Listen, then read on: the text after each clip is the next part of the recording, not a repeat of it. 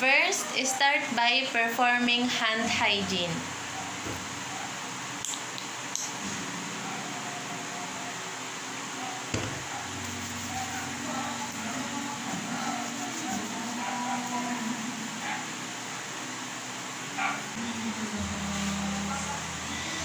Good day, ma'am.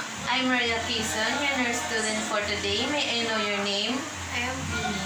Okay, Queenie. Today, I am going to teach you some deep breathing and coughing exercise. Is that okay with you? Yes.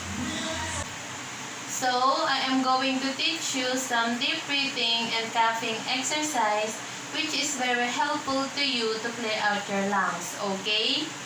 Yes.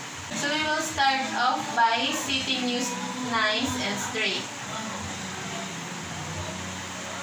Now, what I'd like you to do is breathe into your nose, out to your lips, like this.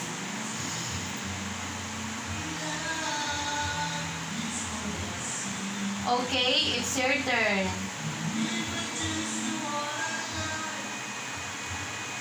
Okay, that was good, but I'd like you to breathe in more. I'd like to see your ribs to expand as it fill up your lungs, okay?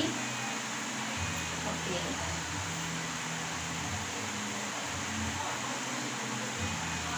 Can you do it 2 more times?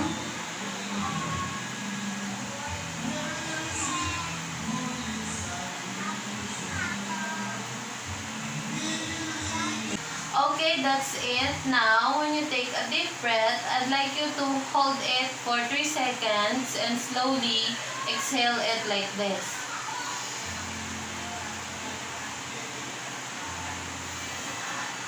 Now, it's your turn.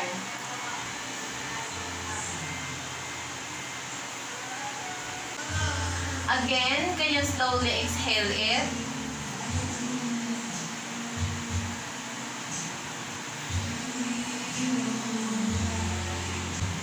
In addition to deep breathing, it is important also to cough regularly as well. I suggest you to take a pillow which will provide comfort and alleviate some discomfort. You will do it like this. Start off by breathing through your nose and cough twice. Now, can you do it?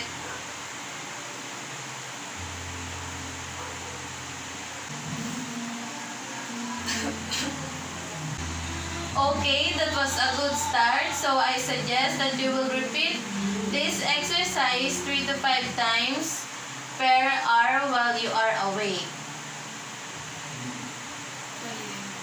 So that's it for deep breathing and coughing exercise. Thank you for your full cooperation.